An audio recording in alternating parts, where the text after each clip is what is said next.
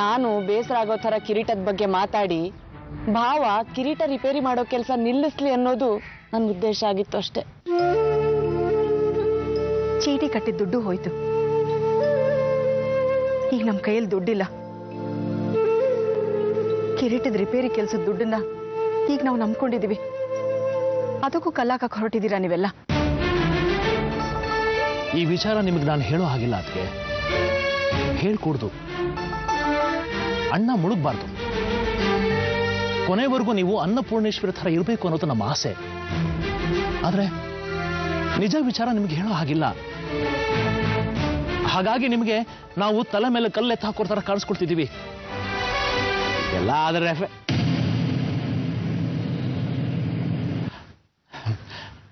ಹೇಳಿಲ್ವ ತಂತ್ರಿಗಳು ಜಾತಕದಲ್ಲಿ ದೋಷ ಇದೆ, ಅನಾಹುತಗಳಾಗುತ್ತೆ ಅಂತ? ತಂತ್ರಿಗಳು ಹೇಳಿದ್ದು ಯಾವತ್ತೂ ಸುಳ್ಳಾಗಿಲ್ಲ. ಅದಕ್ಕೆ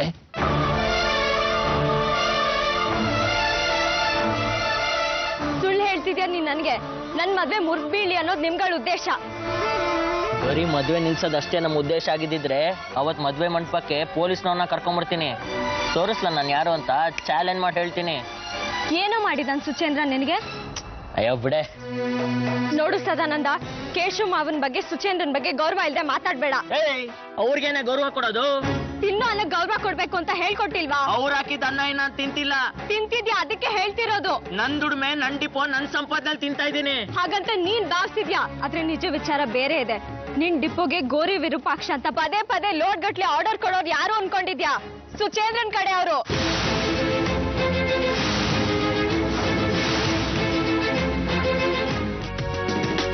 ಒಂದ್ಸಲ ಬಂದು ಕಿರೀಟ ನೋಡ್ಕೊಂಡು ಹೋಗಿದ್ದೀರಂತೆ.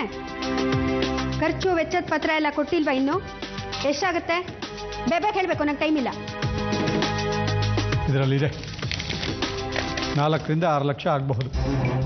4 ರಿಂದ 6 ಲಕ್ಷ ಆಗಬಹುದು ಅಲ್ಲ, ನಿಖರವಾಗಿ ಹೇಳಬೇಕು.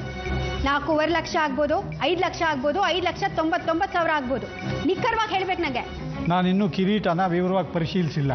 ಚಿನ್ನ ಹರಳು ಎಲ್ಲ ಖರೀದಿ ಮಾಡಿಲ್ಲ. ಹಾಗಾಗಿ ನಿಖರವಾಗಿ ಹೇಳಕ್ಕಾಗಲ್ಲ. ಕೃಷ್ಣವರು ಏನ್ರಿ ನಿಮ್ಮ ಹೆಸರು? ಗೋವಿಂದ ಸ್ವಾಮಿ ಮೇಡಮ್.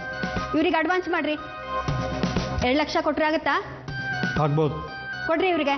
ಆಯ್ತು ಮೇಡಮ್. ಇದಕ್ಕೆ ಬೇಕಾಗಿರೋ ಹರಳು ಚಿನ್ನ ಎಲ್ಲ ಖರೀದಿ ಮಾಡಿ ಬೇಗ, ನನಗೆ ಟೈಮ್ ಇಲ್ಲ. ಆಯ್ತು. ಸದಾಶಿವ, ಜಡ್ಜ್ಮೆಂಟ್ ಕಾಪಿ ತಲುಪಿಸಕ್ಕಾಗತ್ತಾ ನನಗೆ ನೀವು? ಯಾವ ಜಡ್ಜ್ಮೆಂಟ್ ಕಾಪಿ? ಕಂಠಿ ಹಾರಕದ ಆಪಾದನೆ ಇತ್ತಲ್ಲ ನಿಮ್ಮ ಮೇಲೆ. ಕೋರ್ಟ್ ಕೇಸ್ ನಡೀತು 13 ಗಂಟೆಗಳ ಕಾಲ. 63 ಪುಟಗಳ ಜಡ್ಜ್ಮೆಂಟ್ ಬಂತಲ್ಲ, ಅದ್ರ ಕಾಪಿ ನಂಗೆ ಬೇಕು. ಅದರ ಅಗತ್ಯ ಏನಿದೆ ಅಂತ ಗೊತ್ತಾಗ್ತಿಲ್ಲ ನನಗೆ. ನನಗೆ ಸರ್ಕಾರಕ್ಕೆ ನೀವು ಅಪರಿಚಿತರು. ಇಲ್ಲಿ ಯಾವ ಹುದ್ದೆಯಲ್ಲಿ ನೀವಿದ್ದೀರಿ ಹೇಳಿ ನೋಡೋಣ.